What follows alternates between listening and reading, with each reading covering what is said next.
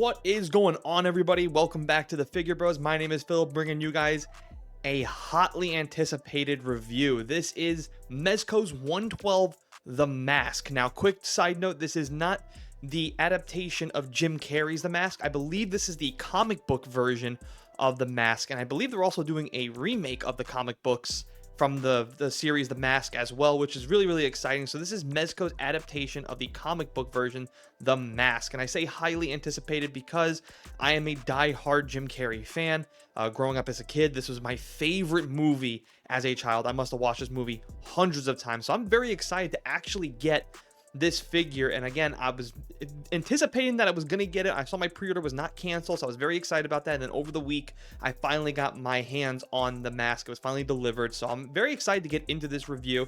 If you guys are just as excited as I am, please do me the big favor right now, hit that like button. If you're new, consider hitting that subscribe button. Don't forget to also comment down below or hit that notification bell so you guys never miss when Jared or I drop a video. And again, please comment on this video. Let me know if you guys gotten your pre-orders or your order canceled from Mezco. It seems like Mezco's kind of dropping the ball a little bit as far as being a company is going around. I do see some new pre-orders out for the masks. I believe there's going to be a new slate, a wave of these releasing next year, so keep your eye out for some more pre-orders. If you did not get your hands on this figure, it seems like you will have a second opportunity to pre-order the mask, and let's see if all that hype is worth it. Let's go ahead and get them out of the packaging and take a look at articulation first. All right, now that we got them out of the packaging, let's go ahead and take a look at the articulation. So starting off with the head here, go ahead and look him down. Really nice movement looking down, like that a lot. Pretty good there.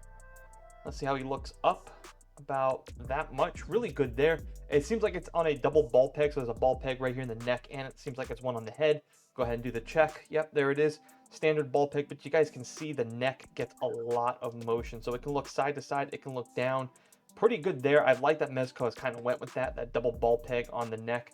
Definitely gives the head a little more range of motion. You get a little side to side, which is really nice, so it gets a little bit of attitude. I just love this standard head that they already have on him. It's so freaking funny to me. So really good so far. Let's go ahead and move over to the arms. Now again, we are dealing with a full-blown suit here, so articulation's not going to be as good as you can see. That's as much as his arm can go up on. It can go out about that much. There is a bicep cut. Weirdly enough, too, you guys can see it almost looks like his arm is dislocated in his own shoulder. You see where the shoulder lines up versus where the arm is? This arm should have been raised up just a little bit more. Maybe they did that on purpose to give it more of a goofier look, because of course the mask is a more goofier, not so serious character. So maybe that's what it was done with. But you guys can see we're not going to get a whole lot of motion out of this. We do get double jointed elbows, so you guys can see pretty good there. Again, you don't want to stress this suit out too much because you just don't want to rip it, man. Ripping this suit, that's going to be a heartbreaker right there. So we'll be careful with this one. Going down to the torso, there's nothing there. That's as much as he can crunch down. Let's see if I can get it feels like there's a diaphragm there, but because his suit, so yeah, there definitely feels like there's a cut. There's a cut right inside here. You can actually see it in the suit, but because he's got like an actual authentic suit on, a two-piece suit, you're not going to get that much motion at all, which is kind of a bummer. Because again, he's more of a Gumbier like character, especially if you watch the movie. If you see him in the comics, like he's a not so serious character who can kind of break the fourth wall, much like a Deadpool, but he's way more goofier than that. Like anything goes with this character. So, you know, articulation, okay, not really the best so far, but let's go down to the legs. Maybe the legs get a little bit better. Nope, again, because this suit is, again, really tight. You can see that I'm stretching the pant leg already. So I don't want to do too much more with it. Let's go ahead and kick his leg out, see how much we can get out of a kick. Again, not much at all. So if you're someone who's like, man, articulation's a big deal for me, this is going to be a character that you're not going to like. I'm just going to tell you that up front. Bending of the knee, again. The one thing that maybe they could do going forward is maybe they could make this like a more wiry, gummier character. Like if you guys have seen the SH Figuarts Luffy, maybe that's something that Mezco can do going forward. But again, I'm okay with it just because, again, it's not so serious character. And then their ankles is just something they really need to prove on, man. There is no movement at all with these ankles. So, you know, whatever. That's pretty much standard from Mezco ankles. We're going to move the camera down just a little bit so you guys can get a full view shot of him. Look and design. Let's talk a little bit about that. Look and design. I mean, he looks freaking fantastic, guys. Even though, again, this two-piece suit really does hinder his movement, I do want to point out some of the details. So the suit that they actually did use, the stitching, the quality of it all is really good. Again, this is not the Jim Carrey. If it was the Jim Carrey version, he'd be wearing a more yellow suit, I believe on the box itself, which I have right over here. Yeah, so you guys can see, like, it would have been more of like this version right here. Now, one thing I do want to show, if you guys didn't watch my Ghost Spider review, I highly recommend you review it. I'll leave a link down below in the description box. One thing I want to point out really quickly here, you see all the artwork on this box right here, right? You see all like the twirling of the face, like, right, the very not so serious character, the smiles, the expressions, the actual photo of him right there versus what you get on the comic art. That is pretty damn close. This is like the complete opposite of what we got at a Ghost Spider. The box art did not match the figure. This box art, and you actually get to see the figure busting through it, looking like he's like actually going through the paper, which is really cool, is fantastic. And the actual final product matches what we get on the box. I just want to point that out. Going back to the look and design, I think, again, the suit quality is really good. I like the belt. It's a nice shiny belt material, guys. I love the freaking tie on this one too, by the way. Really good. It's got little purple skulls and crossbones on there, so I really do like that. This face, man, look at that. Look at that face, man. That is a really good face, and it actually looks like it's an actual mask, so you actually get to see the flesh tone on him, which is pretty appropriate. Again, this was the mask of, I believe, Loki that he put on. It was a wooden Loki mask that then when you put it on, this is what you turn into, and all your inner desires come out. Again, I'm pretty familiar with the lore because, again, I love the movie so much, and I'm really excited about the comics. But getting back to look and design, I mean, the shinier boots, the stitching, the quality here, the two-piece suit, you actually get to see him underneath.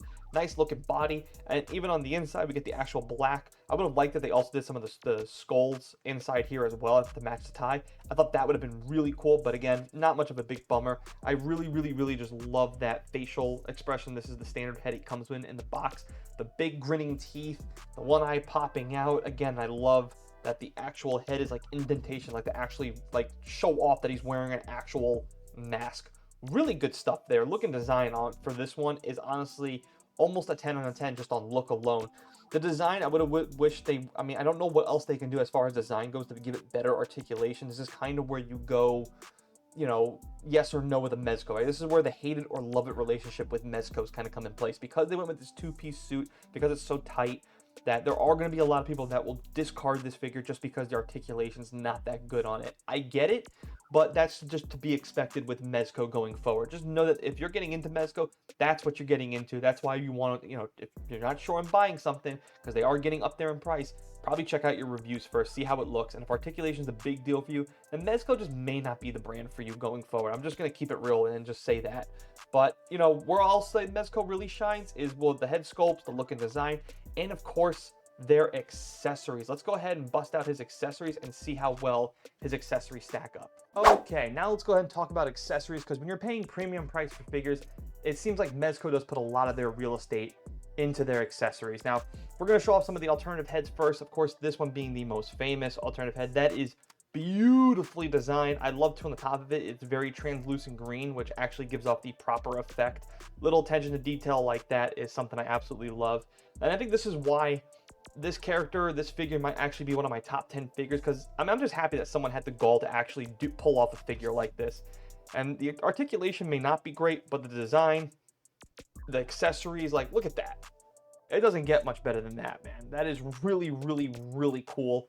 Definitely something I love, and it's definitely a great way. And it's so goofy. It's so something that the Mask would do in the movie or in the comics. So I really do love this a lot. The other alternative head you get with is this one right here. I'm gonna go ahead and move this character out of the way so this camera will zoom in on him. This one looks like he got shot right in the head. I love the painting right here. You can see how, like, I don't know if the camera picks it up, but it's like nicely dark red in the middle, and it has shades of red on the outside. I love the blood just dripping down all the way to his teeth. Really cool there. Even the different shades of green, again, light green here, dark green here. Really good. A little attention to detail like that is what I expect from Mezco, but we don't always get that consistently. For weapons, we have a Tommy gun with an extra drum mag right there, so pretty cool there. I like that. Pretty accurate to the movie and to the comics as well. We also get a revolver, really nice there. We get Uzi with an extra clip, really nice there. And then we actually get some bullet shooting effects. So we get 1, 2, you can see the bullet actually leaving there. And then, of course, a third one right there. You can also see the bullet leaving there as well. For the goofier guns, which is something I really like, We get pretty much these alien-like, you know, guns as rocket launchers, you guys can see right there. Really, really goofy. And then we also get a bunch of handguns right there. There was a point in the movie where a bunch of guys were reloading their guns and the mask had no weapons, and he says, you know, do I feel lucky? And then he pulls out all these goofy looking freaking guns and he says, well, do you punks? And this is so accurate to the movie. I do wish they actually gave like little peg holes that would little, like when he actually pulls the trigger in the movie, they all come out saying bang, boom, pop, all that kind of stuff. I wish we would have gotten that for all the holes here on this gun, because there are some holes for it. But you know, another thing too, this figure does, and I didn't know this, but they actually, you can pull these off and you can attach these guns, so you can give it a little more different of aesthetic look to it. Looks pretty goofy there. So that's really nice too. And the other gun that we get that's also goofy is this one. This is supposed to resemble everything in the kitchen sink. You can see a little rubber gun, little rubber ducky with an actual faucet right here for the scope, and then you can actually see the scope inside is actually painted red. Again, the details do matter, guys, and this is when Mezco's at its best, but it seems like they don't always put this type of effort or detail into all their figures. Again, go see the Ghost Spider review that I just did. The detailing was not there for that figure at all. For this figure, man, it's definitely here, and all the clips pop off here so you guys can see they pop right on and off. And then of course we do get some extra clips and a full-length chain gun right there with some bullets. And then, of course, we do get alternative hands. Now, again, with 2 grenades, by the way, alternative hands, not enough here. We need a couple of more hands. You could do a couple of more in here, maybe with open hands with the fingers, you know, actually coming out like this. That would have been really good. Open palm hands would have been nice for this as well. But we get enough that kind of, you know, really show off just about enough, I think, which is somewhat appropriate, but I think we need an extra set of hands. Also, too, for accessories, what we're also missing too, I would like they've thrown in like a stick of dynamite with a timer going off. Again, in the movie, you know, Jim Carrey's The Mask, there's a timer going off, or Stanley Ipkiss in the timer going off, and he actually swallows a stick of dynamite that blows up in his stomach, and then he burps and says, that's spicy meatball. Again, I know, I'm showing my age here. I've seen that movie 100 freaking times. I am not kidding. But I think for the accessories that we are given here, I think it's pretty good. I would have also liked an unmasked version of it, but I think the reason why they didn't do that is because I think for the adaptation and the comics book, I don't know what kind of character for Stanley Ipkiss they're going with, and they couldn't have gone with Jim Carrey because of, obviously, this is not Jim Carrey's The Mask, and he wouldn't have signed off on something like that. But that's what customs are definitely in for. I would definitely highly recommend looking for an unmasked version of him that you can get like maybe on eBay or something like that, because I think that would definitely pull off the full The Mask. MSRP is $112 for this figure, which, again, a little pricey for my taste. I think this figure should have been properly priced at $100. I think we're getting $100 worth here. Even $105 would have been better. But still, $112 is not terrible. It's not breaking the bank. It's about mid at best. For the final score for this figure, I'm going to give this figure a solid, I'm going to say 8 out of 10. I think this is a really well done figure, and I like that Mezco finally accomplished something. They didn't go with a Marvel, they didn't go with a DC, they went something completely outside the box, and I think they pulled it off well enough. And I think for as far as like top 10 figures of the year, which is a list that Jerry and I are going to do at the end of this year, I think this guy cracks my top 10. I think he comes in at number 10 exactly. But this figure I think is well done. I love this freaking head so much. I think it's really good. I think the design is good. The fabric, the cloth, and everything is really well done. Again, price is a little iffy, and articulation is bad. If articulation really is a focal point for you, you're not going to like this figure at all. I'm just going to keep that real with you. You're just really not. If you're someone who likes to do dynamic poses, stuff like that, this is not going to be a figure for you. If you're someone who likes static posings but likes goofier looking figures and stuff like that, this is definitely a figure for you, and I think it's definitely a must-have figure. Solid 8 out of 10. That's going to do it for me in this review. I hope you guys have enjoyed it. Please hit that like button, comment down below, share it, and as always, thanks for watching. Thanks for listening. I'll see you guys next time.